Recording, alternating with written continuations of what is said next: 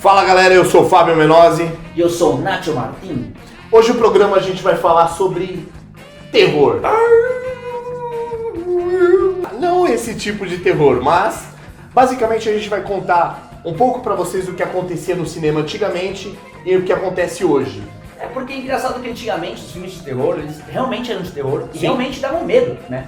Só que hoje, os filmes eles parecem que são tipo, de plástico, de CG, aí vai aparecer o bicho e você fala, ah, meu Deus do céu. Na verdade ficou tudo muito digital, né? Aquele terror que era passado, o cara que ficava 14 horas se maquiando pra viver o personagem, ele acabou se perdendo no meio do caminho. Se você conhece aquele amigo que curte filme de terror, que não dorme à noite, que nem a gente tem vários amigos que não dormem à noite depois de assistir um filme, Tem medo de sangue, e né? tem medo de sangue, compartilha o vídeo com ele, deixa o seu curtir, se inscreve no canal e a gente volta depois da vinheta, legal?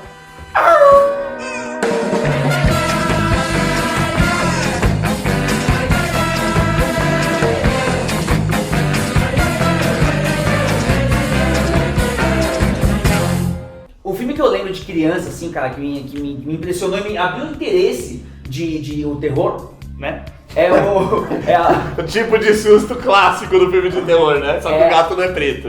É A Volta dos Mortos-Vivos, cara. Você lembra desse filme? Lembro, A Volta dos Mortos-Vivos eu assisti no cineminha da escola.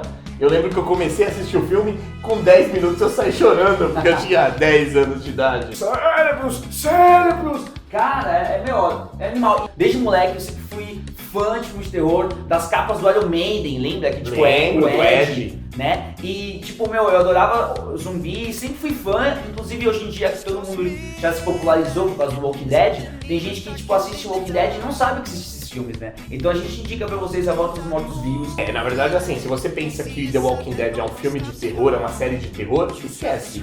Ela não é uma série de terror, tá? Ela é uma série sobre sobrevivência e relações humanas.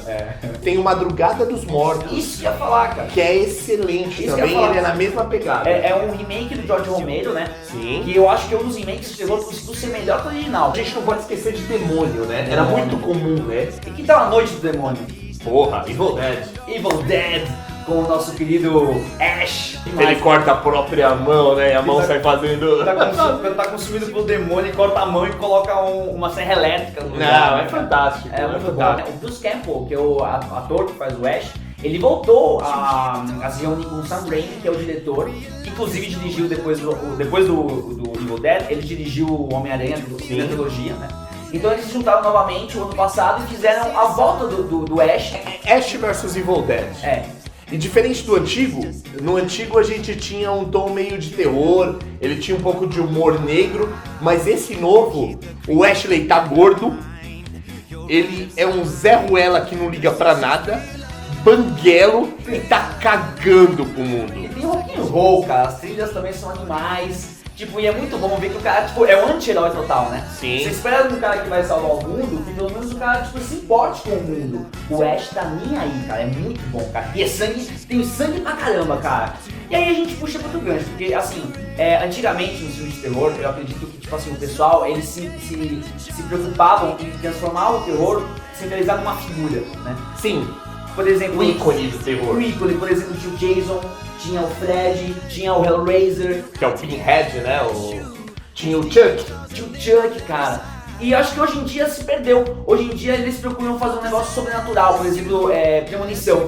Sim. E o que você tem em comum também nesses personagens todos é que em todos eles existia um cara que em algum momento ele sofreu uma espécie de bullying, ele morreu e ele volta pra matar a galera. A gente tem um ícone aqui no Brasil que é o Zé do Caixão, né? Você! Você! E todos vocês!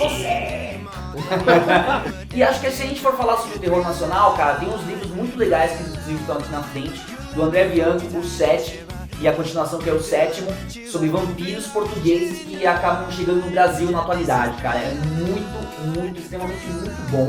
E aí tem a Crônica dos Mortos também, é do Rodrigo de Oliveira, e são vários livros, né? E é um conto de terror com zumbis focados em praticamente no Brasil. É mundial, né, o lance, só que tipo é a história do pessoal sobrevivente de um apocalipse zumbi no Brasil, cara. Inclusive os filmes de terror de antigamente, que eram tipo lobisomem, Drácula, vampiros, essas coisas, agora parece que a Universal tá aproveitando que tem os direitos sobre essas histórias e vai começar a fazer um universo sobre esses filmes de terror. Que nem a Marvel, né? A Marvel tem um monte de filmes que se conectam. Sim. Eles querem fazer filmes que se conectam de terror agora. A gente tem Lobisomem, A gente Pântano, Monstro do Pântano, o Vampiro, Conde Drácula, Frankenstein. Não, tem pano pra manga aí, né? Inclusive teve uma série que chama Penny Dreadful, que acabou de terminar, que é pela HBO. Ela é legal porque ela ambienta todos esses personagens em um cenário meio vitoriano. É uma época de monstros mesmo, que você vê que existem vários. E aí ela retrata como foi a criação do Frankenstein, Dorian Gray. Tem a Vanessa Ives, que é a Eva Green, que é linda. É uma série que sai do convencional, né? Também voltando para os anos 80, tem o Contos da Cripta.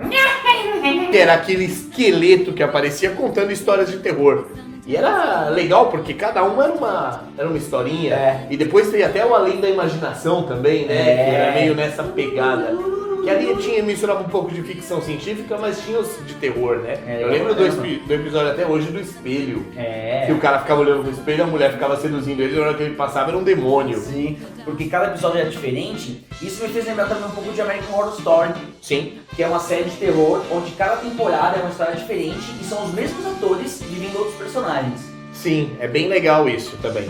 A primeira temporada é sensacional, é a House, que é a casa do medo. Cara, animal, é muito boa. Depois a série foi se desenvolvendo um pouco diferente, tem umas temporadas um pouco piores. Mas ela se encontrou, eu acho que agora de novo, com a última temporada que foi no Hotel. E tem até a Lady Gaga. Ela ganhou um Grammy. Mas eu aposto que você ficou com medo quando você assistiu Alien, o Oitavo Passageiro.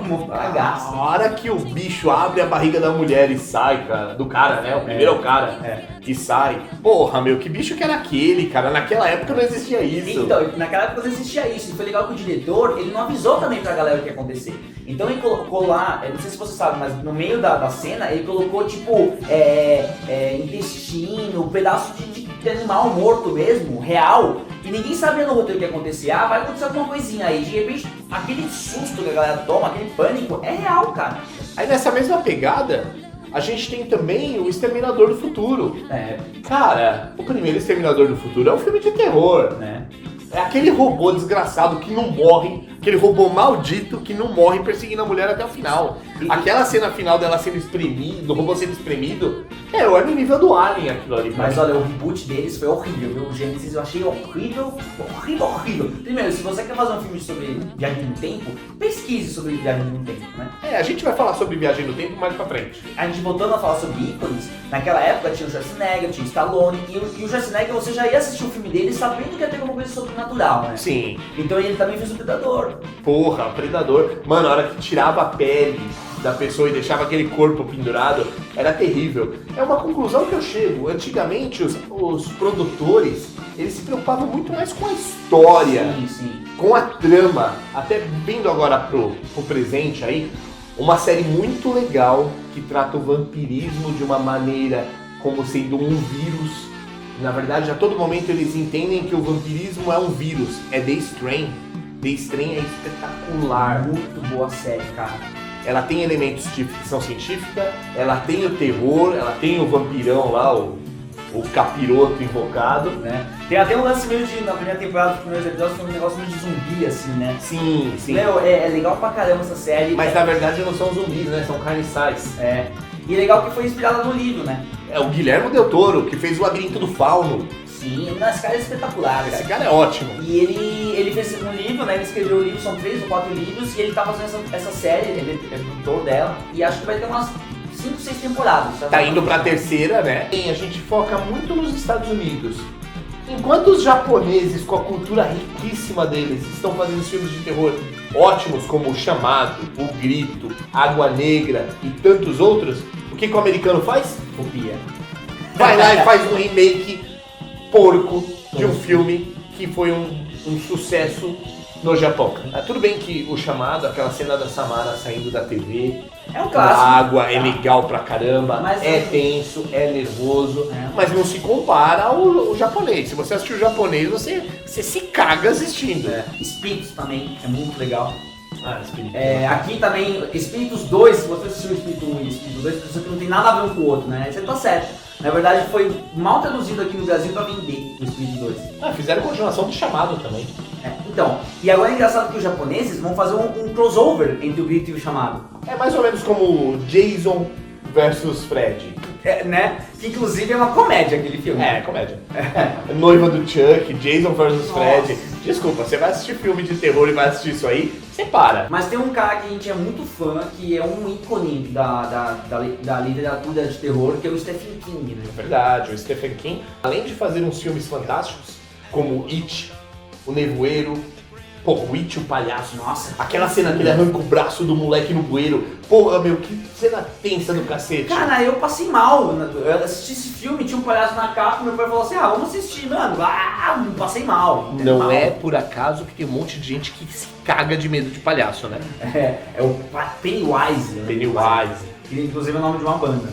Sim. Mas então, e o Stephen King também agora lançou o Dr. Sono ano passado, que é a continuação do Iluminado. É bem legal o livro. Espero que faça uma adaptação pro cinema, que vai ser muito legal. Quem tava a fim de fazer o papel do principal é o John Cusack.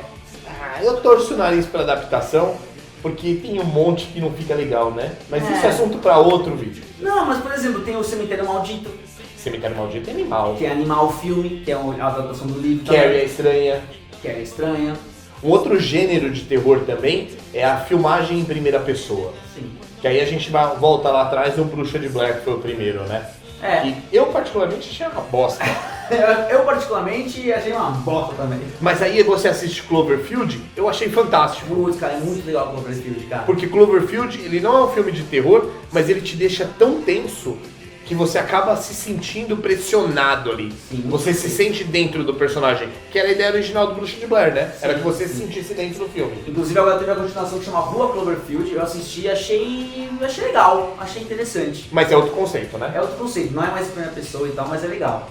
Agora, um filme que também fez isso daí foi o Atividade Paranormal, né?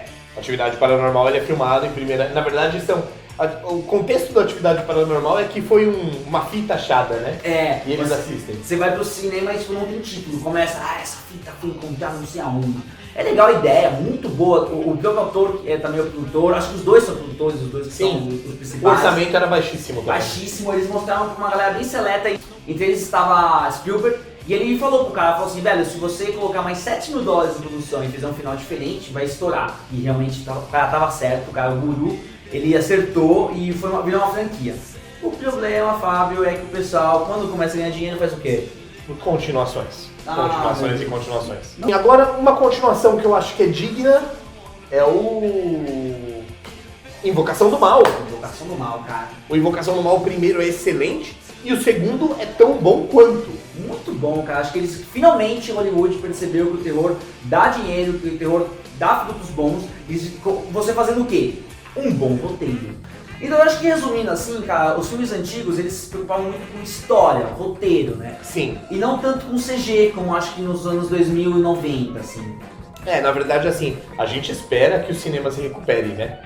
Porque a literatura, a gente tá bem servido de literatura de terror. Eu acho que seriados também a gente tá bem servido agora com seriados de terror. Mas o cinema a gente ainda sente um pouquinho de falta daquela nostalgia, daquele clima tenso, daqueles personagens clássicos, como foi um Lobisomem Americano em Londres, por exemplo, que era legal pra caramba. Uma boa noite pra vocês.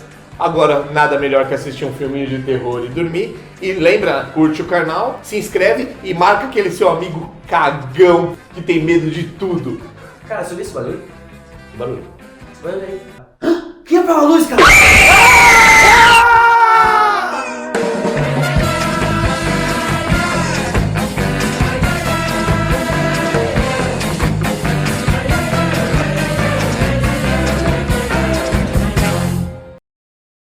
Horrível. Negado. Tá, outro que na mesma linha é o Guerra Mundial Z. Negado. Vai ter acho que o 2 agora. Porra, vamos fazer a Guerra Mundial Y?